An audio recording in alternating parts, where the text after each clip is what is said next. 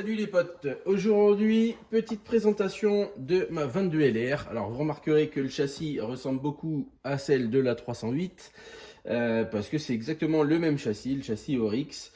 Mais d'abord on va commencer voilà, sur la carabine en elle-même et pourquoi encore une fois j'ai fait un petit peu ce petit custom les optimisations et tous les accessoires que j'ai installés dessus. Et pourquoi du coup j'ai décidé de faire ça. De base je suis parti sur une CZ 457 LRP que je vais vous plugger une photo maintenant pour que vous voyez à quoi ça ressemble et pourquoi maintenant elle est comme ça. Je vous plug ça maintenant.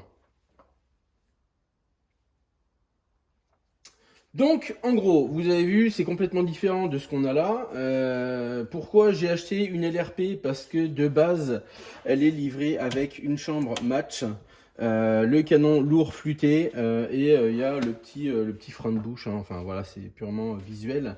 Mais voilà, surtout pour la chambre match et le canon lourd.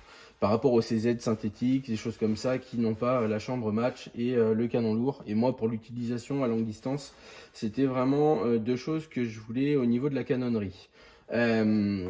J'ai vendu la crosse de la LRP du coup. Je l'ai revendu, je l'ai reçu, je l'ai démonté aussitôt. J'avais le châssis avant de recevoir en fait la LRP. Donc j'avais déjà prévu ce que je voulais faire. Donc le châssis Oryx là est spécifique pour la CZ 457. Donc ça fit parfaitement dedans. Hein. On voit qu'on a le levier qui arrive vraiment en bonne position. Le chargeur, pareil. Voilà, c'est le modèle prévu pour. Le châssis, pourquoi? Longue distance, donc on cherche à alourdir au maximum. Le côté tactique, encore une fois. L'attache M-Lock ici, sur lequel j'ai fixé un bipied UTG Recon 360. On va avoir après un petit monopode ici. Alors là, on n'a pas besoin de quelque chose de très très solide.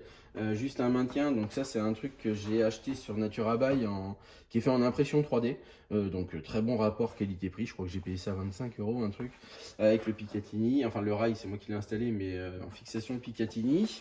J'ai changé parce que la LRP c'est une grosse boule caoutchouc au niveau du levier de culasse, où j'ai pris chez Element, je crois, en alu, un truc fraisé antidérapant et que je trouve très sympa.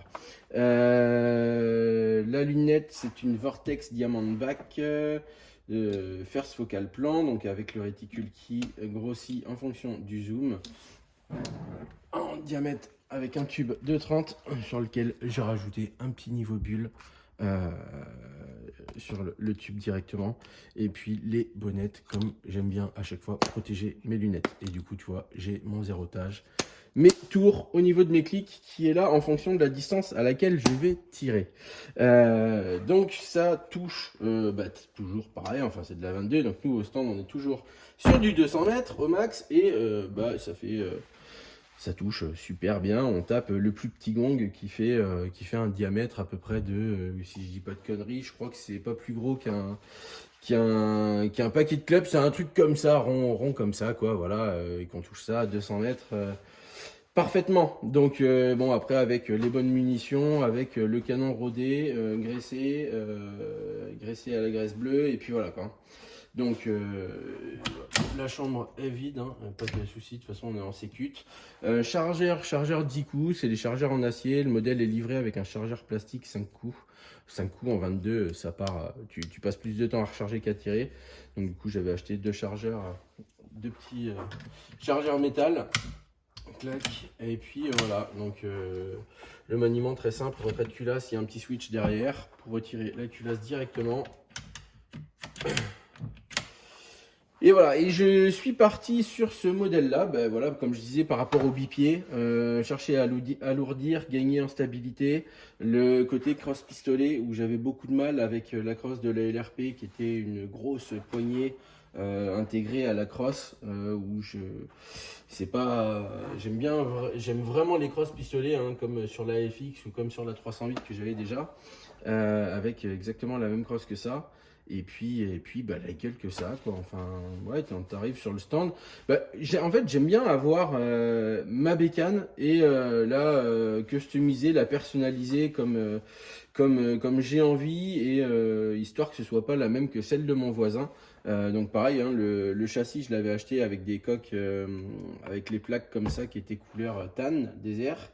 Et je les ai achetés en grise.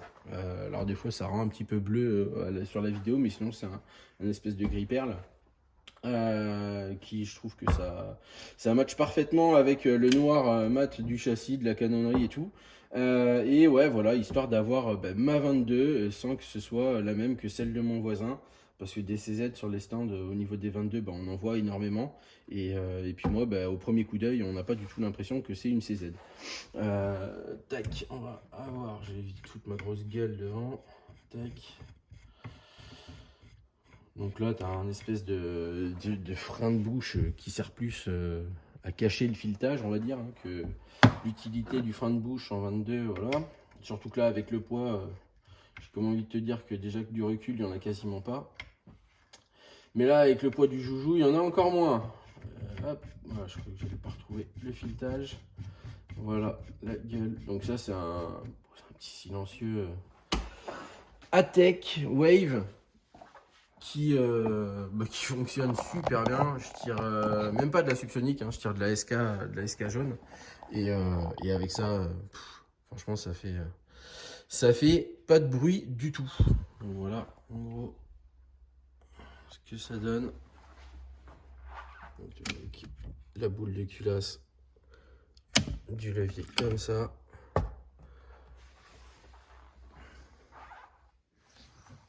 Le petit monopode arrière, donc pareil, qui est sur tige filetée, donc il suffit de tourner pour ajuster.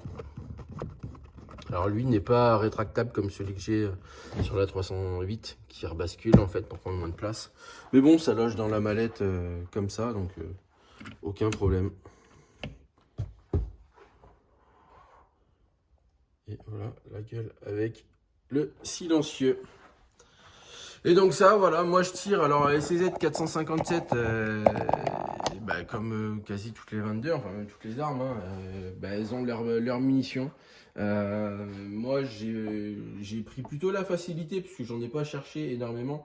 Il y a beaucoup de retours maintenant sur internet pour si on veut éviter de mettre de l'argent dans des tonnes et des tonnes de munitions à tester.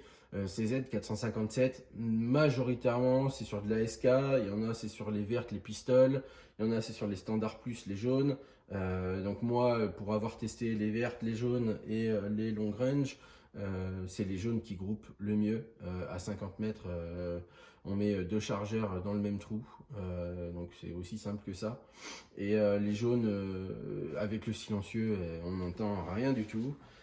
Donc même pour tirer, pour quelqu'un qui tirerait dans son jardin ou quoi que ce soit, ça match parfaitement avec ce canon. Je pense avoir fait le tour. Si jamais il y a des questions, comme d'habitude, dans les commentaires, j'y répondrai, il n'y a pas de souci. Et puis voilà, je vous laisse passer une bonne fin de journée. Allez, salut!